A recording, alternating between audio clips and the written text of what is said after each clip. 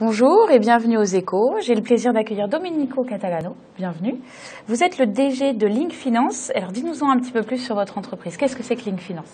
Alors Link Finance, c'est le site d'offre d'emploi spécialisé sur tous les métiers de la banque, de la finance et de l'assurance.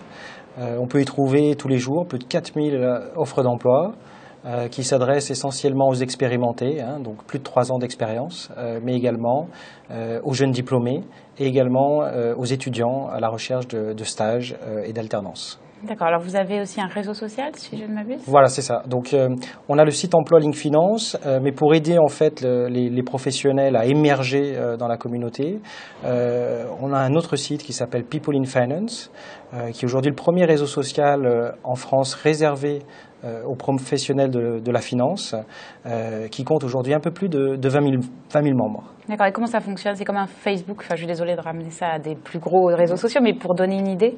Alors, People in Finance, c'est vraiment un outil pour gérer sa visibilité dans la communauté financière.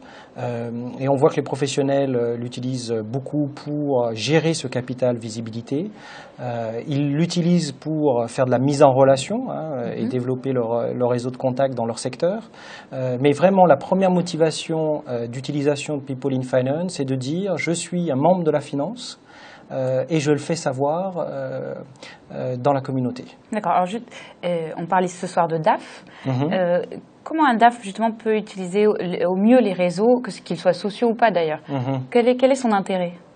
Alors, je dirais, on passe avec les réseaux sociaux online, professionnels, on va redonner en fait du pouvoir un peu aux DAF qui vont pouvoir un peu se réapproprier la gestion de leur carrière et gérer leur visibilité.